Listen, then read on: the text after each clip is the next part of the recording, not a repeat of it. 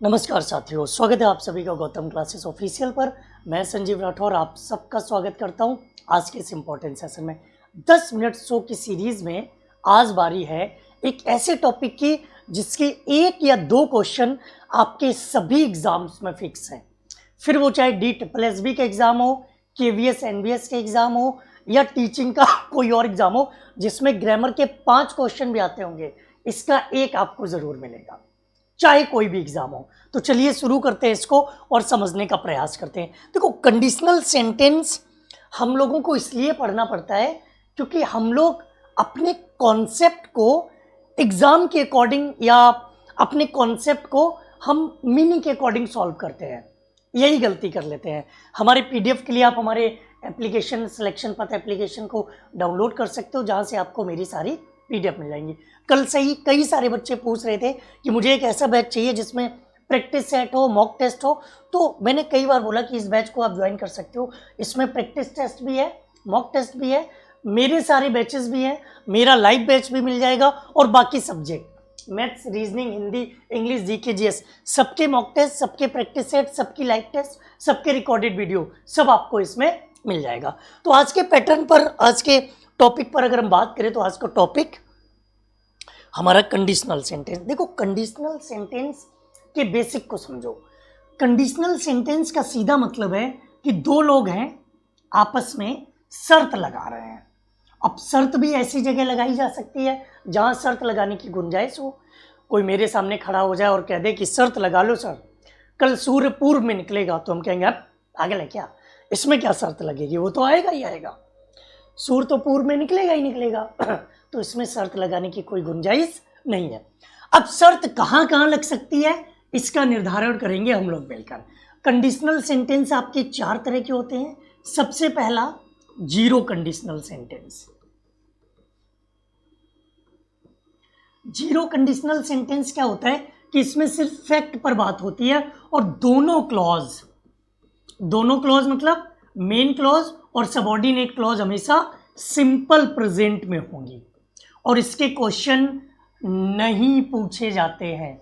मतलब ये समझ में आ जाए अच्छी बात है, ना समझ आए बहुत अच्छी बात है, इसके क्वेश्चन नहीं आते हैं। जस्ट लाइक मैंने लिखा, if you eat more you get fat. If you eat more you get fat. तो यहां पर अगर आप ज्यादा खाओगे तो मोटे हो जाओगे।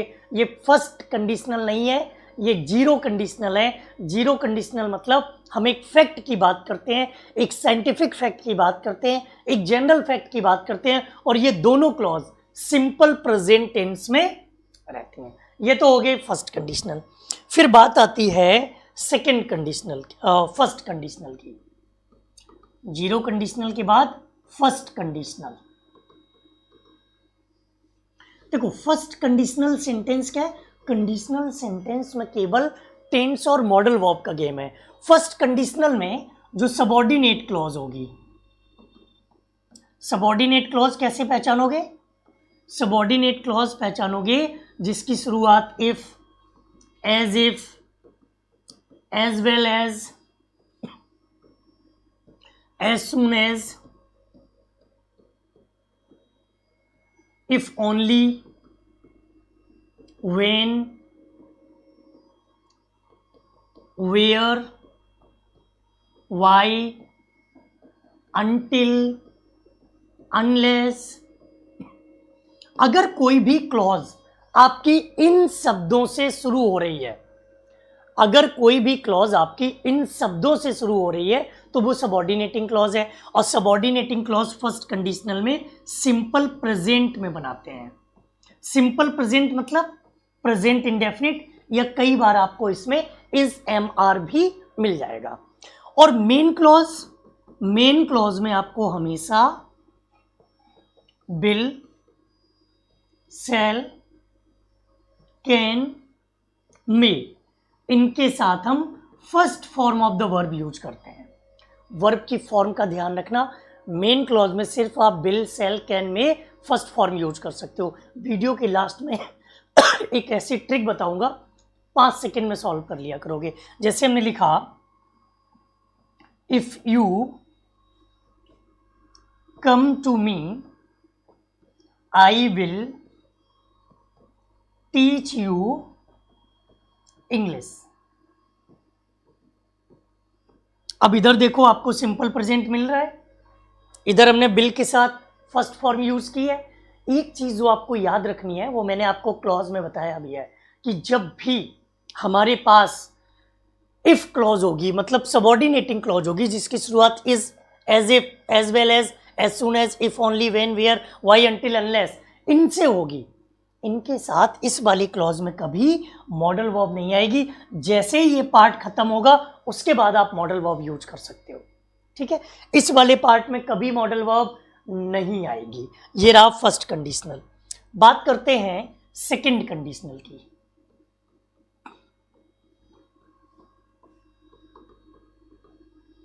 सेकंड कंडीशनल सेंटेंस को अगर हम देखें तो सेकंड कंडीशनल सेंटेंस में जो सबऑर्डिनेटिंग क्लॉज है, सबऑर्डिनेटिंग क्लॉज आपकी सिंपल पास्ट में बनेगी और मेन क्लॉज, मेन क्लॉज में वुड, शुड, कुड, माइट और इनके साथ first form of the verb use होगी। वुड, शुड, कुड, माइट के साथ में first form of the verb use होगी मेन क्लॉज में। हमने लिखा if you came to me I would teach you English. यहां पर आपने देखा इधर हमने वर्ब की सेकेंड फॉर्म यूज की है क्योंकि ये सिंपल पास्ट हो गया, और इधर हमने वुड के साथ में फर्स्ट फॉर्म यूज की है। Third conditional sentence,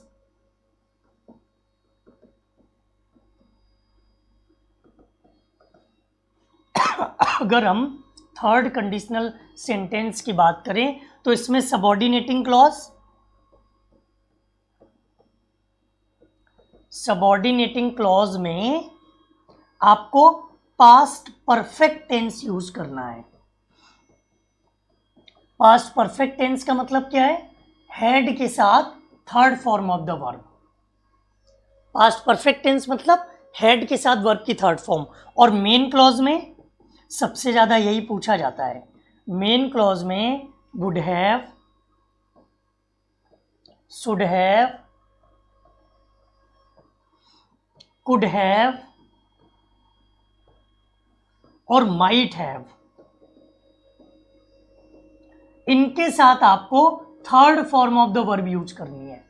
would have, should have, could have, might have आएगा तो इनके साथ आपको थर्ड फॉर्म यूज करनी। ये हो गया आपका थर्ड कंडीशनल सेंटेंस। जैसे एग्जांपल देखो, हमने लिखा if you had come to me I would have taught you English. ये आपका थर्ड कंडीशनल हो गया। अब एक चीज देखो, ट्रिक क्या बन सकती है इसकी, तीनों की ट्रिक ये बनती है, आपको तराजू याद रखना है। तराजू आपने देखा पहले जमाने में, पुराने टाइम पे तराजू चलता था, हाथ में पकड़ते थे, उससे वेट करते थे। तो उसमें क्या होता था कि अगर इधर पास्ट है, अरे तराजू में ऐसा नहीं होता था, ये तो इंग्लिश में होता है। तराजू में क्या करते थे, अगर इधर 4 किलो है तो इधर भी 4 किलो ही वेट रखते थे। 4 किलो का मतलब पास्ट। अगर एक पार्ट पास्ट में है तो दूसरा भी पास्ट में रहेगा। इधर अगर प्रेजेंट है तो इधर भी हम आपको किसका यूज करना पड़ेगा, प्रेजेंट का। अगर इधर प्रेजेंट है उधर पास्ट है तो बैलेंस बनेगा ही नहीं। इधर अगर पास्ट परफेक्ट है उधर पास्ट इंडेफिनिट है तो भी बैलेंस नहीं बनेगा। देखो इधर पास्ट परफेक्ट था, हमने would have, should have, could have, might have का यूज किया। इधर देखिए सबऑर्डिनेटिंग क्लॉज सेकेंड क्लॉज में, इधर पास्ट इंडेफिनिट था केम, इधर हमने वुड, शुड, कुड, ये सब पास्ट की तरह यूज होते हैं तो बैलेंस बना है। इधर देखिए यहाँ पर हमने सिंपल प्रेजेंट यूज किया था, उधर बिल सेल कैन में ये भी प्रेजेंट की तरह यूज होते हैं। तो ये बैलेंस वाला मेथड अगर आप याद रखोगे, इसे पैरेललिज्म में भी यूज करते हैं कि इधर प्रेजेंट है इसलिए इधर प्रेजेंट आया। ये चीजें अगर आप याद रखोगे तो कभी कोई क्वेश्चन आपका गलत नहीं होगा।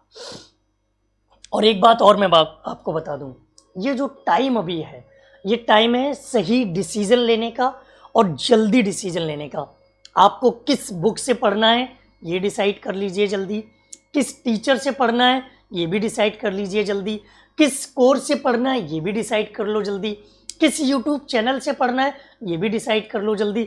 जितना जल्दी डिसाइड कर लोगे उतना जल्दी कंसंट्रेशन बन जाएगी, और कंसंट्रेशन बन गई तो आप अपने सफलता की तरफ पहला कदम बढ़ा चुके होंगे। और मैं यही आपसे चाहता हूं, मुझसे पढ़ो या किसी और से पढ़ो, जो भी बैच मैं आपके लिए लेकर आ रहा हूं, जिसकी मैंने बात की थी आपसे, प्रैक्टिस बैच, जिसमें मॉक टेस्ट और प्रैक्टिस मैं कराऊंगा अपने सब्जेक्ट के साथ साथ दूसरे सब्जेक्ट की दूसरे टीचर भी। तो उसके लिए मुझे कमेंट करके ज़रूर बताना कि यस सर ले आइए, प्राइस भी बता देना कितने रुपए का लाऊं, फ्री में लाना है या फिर पेड लाना है तो मुझे बता दीजिएगा।